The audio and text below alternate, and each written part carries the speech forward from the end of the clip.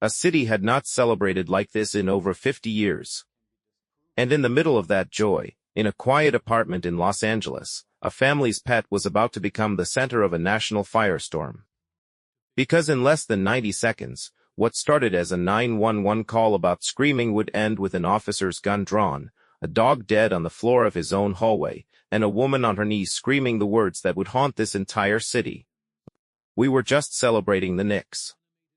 This is the story of Jameson, a 2-year-old, 106-pound mix of Saint Bernard, Golden Retriever, and Poodle, wearing his own little blue and orange jersey, sitting at the foot of his owner's bed every single night. And this is the story of the 8 minutes of body camera footage that the Los Angeles Police Department did not want the world to see until they no longer had a choice. Let's set the scene properly, because the timeline here matters more than almost anything else you are about to hear. On Saturday, June the 13th, the New York Knicks did something they had not done in 53 years. They won the NBA championship. Across the country, and especially inside basketball-obsessed apartment complexes in Los Angeles, the noise that erupted that night was deafening. Inside a condo on the 7500 block of Jordan Avenue in the Canoga Park neighborhood, a nurse named Marie Marseille was doing exactly what millions of other fans were doing. She was screaming with joy. Just before 9 in the evening, a neighbor heard those screams through the wall and panicked. That neighbor picked up the phone and dialed 911, telling the dispatcher, almost word for word, that it sounded like something horrible had happened inside that apartment. It was an act of genuine concern. Nothing about that call was malicious. It was simply a person trying to make sure another human being was safe. And that single, well-meaning phone call set off a chain of events that none of them could have predicted.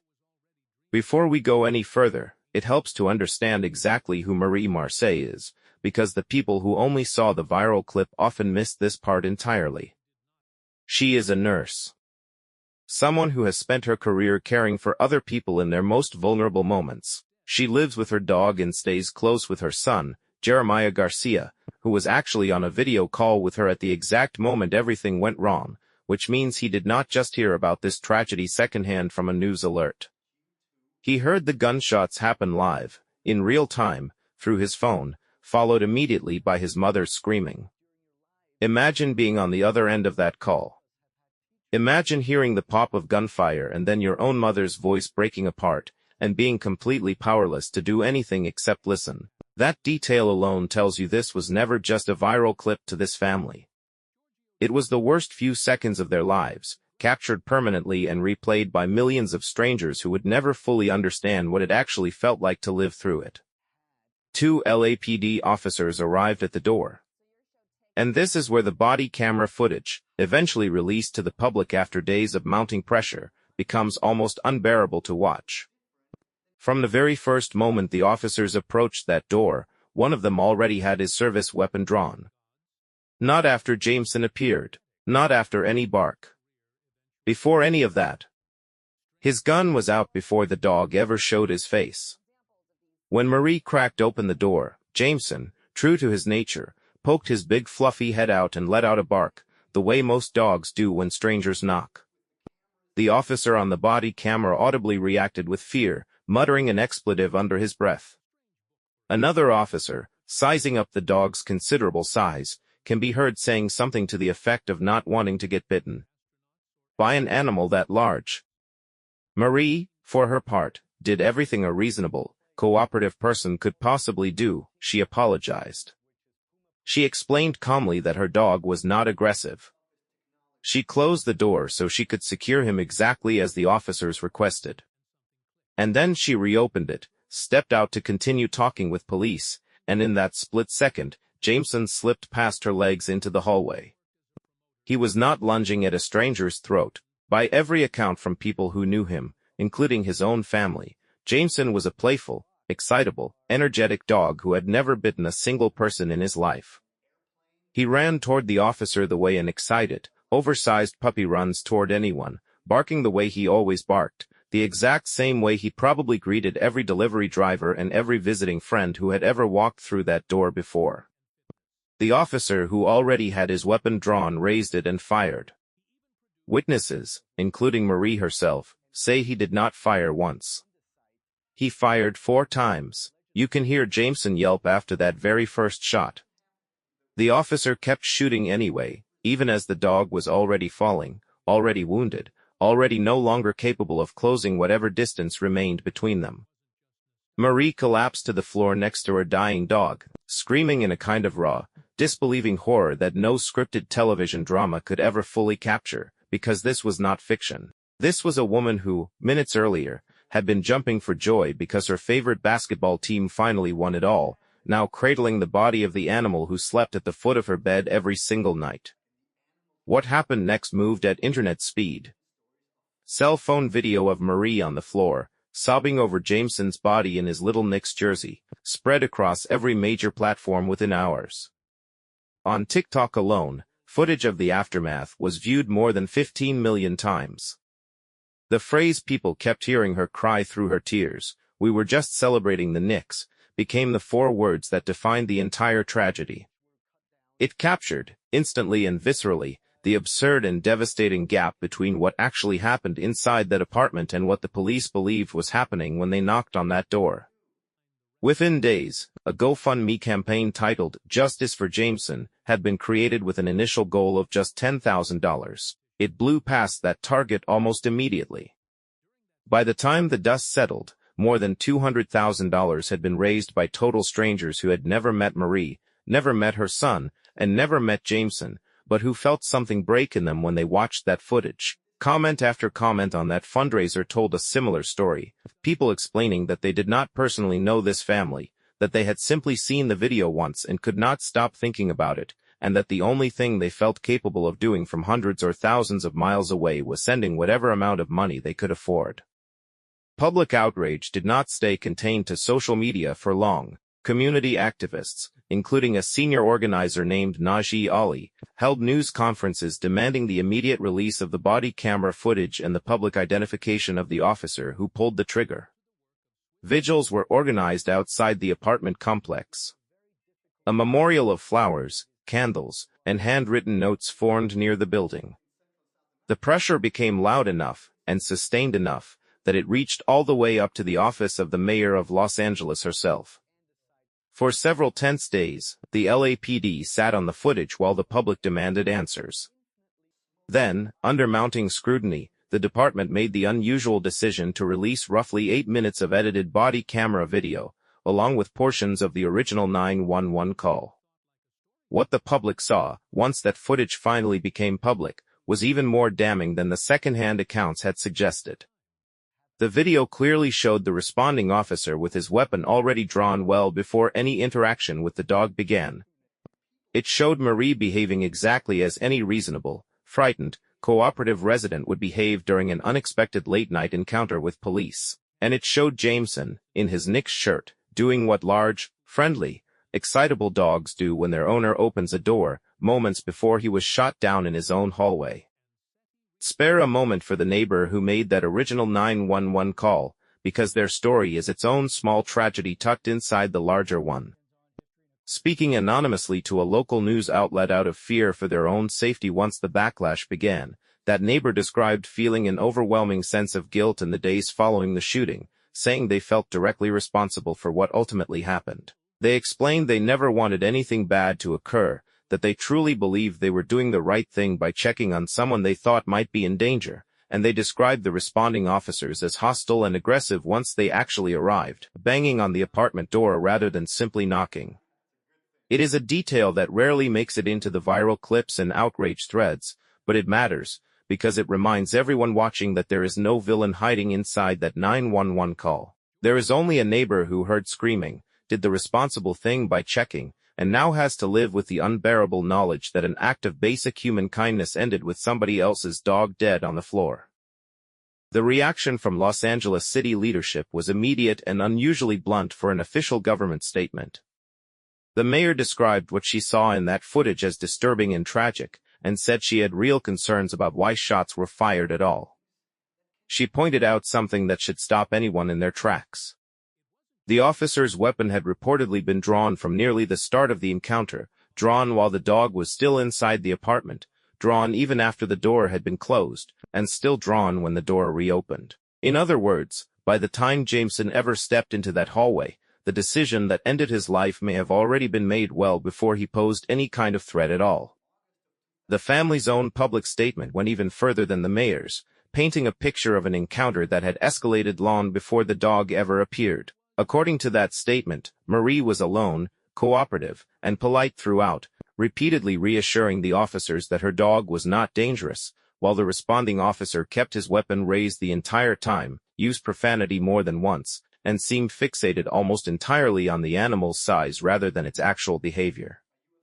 The statement raised the uncomfortable possibility that the outcome of this welfare check had effectively been decided the moment the officer laid eyes on a 106-pound dog, regardless of anything that happened afterward. Whether that interpretation holds up under formal investigation is something only the coming months will reveal, but the footage itself, now public for anyone to watch frame by frame, has already convinced a great number of Angelenos that the family's version of events lines up far more closely with what actually unfolded than the department's initial framing did.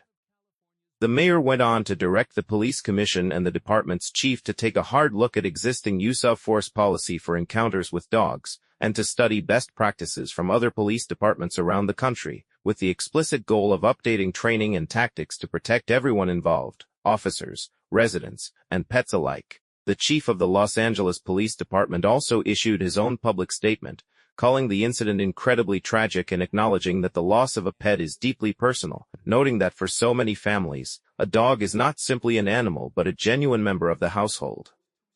He confirmed that the department had received a wave of citizen complaints in the days following the shooting, and that an internal affairs investigation had been opened, running entirely separate from the standard use of force review that follows any time an officer discharges a weapon. According to existing department directives that local investigative reporters had previously obtained, officers responding to what the department calls hostile dog encounters are supposed to have multiple options available to them before ever reaching for a firearm, things like verbal commands, pepper spray, or even a fire extinguisher used to startle and create distance. Deadly force is only supposed to be a last resort, reserved for situations where an officer or another person faces a genuine risk of death or serious bodily harm. The footage that the public eventually saw raised an obvious and uncomfortable question. Did this encounter, inside a residential hallway, against a family pet that had never bitten anyone in its life, actually rise to that level? And if it did not, why did it end the way it did? The family, through a public statement, pushed back forcefully against the department's initial characterization of events. They argued that describing Jameson's approach as a charge fundamentally misrepresented who their dog actually was. They described him as a playful, happy, energetic animal, the kind of dog who got excited and ran toward people, not the kind of dog who attacked them. They pointed to the video itself and invited the public to watch it and draw their own conclusions about whether what they saw matched the department's narrative. The family also raised a chilling possibility that had not received nearly enough attention in the immediate aftermath. Marie had been standing only a few feet away from her dog when the shots were fired. A situation that began as a routine welfare check, prompted by nothing more sinister than the sound of pure joy, could very easily have ended not with a dead pet, but with grave injury to the very woman the officers had originally been sent to protect. It is worth pausing here to understand why this particular shooting struck such a deep nerve, because Jameson, tragically, was not an isolated incident, even just within Los Angeles itself.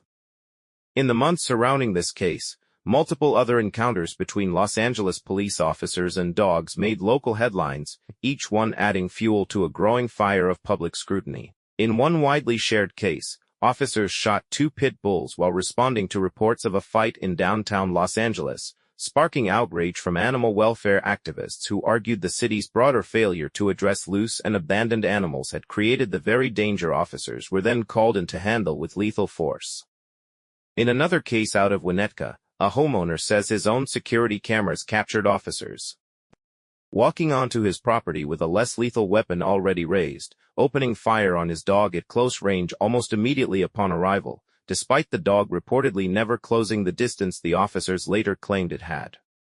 Pattern is a powerful word, and once you start lining up case after case, the question stops being about one bad night in Canoga Park and starts becoming a much larger conversation about how this specific department is trained, or not trained to de-escalate encounters with animals that pose far less of a threat than a drawn firearm assumes. And this is not only a Los Angeles problem, even though Los Angeles is currently carrying the spotlight.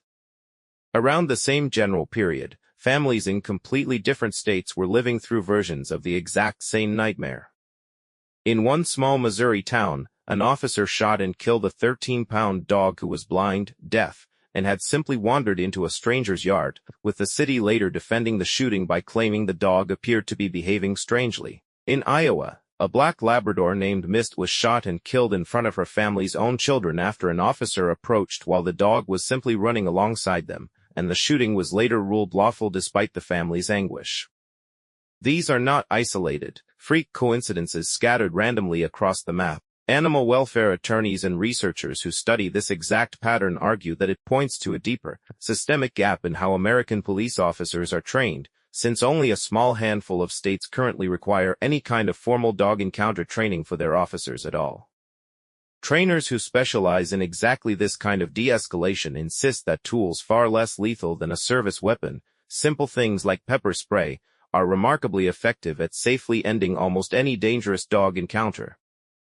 And that officers simply are not being taught, consistently or nationally, that they have options beyond pulling the trigger.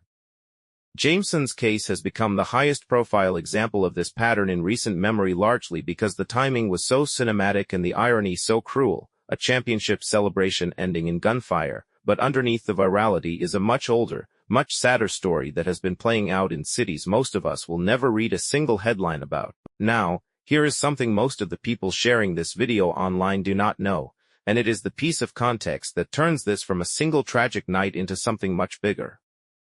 Incidents like Jameson's are nowhere near as rare as they should be.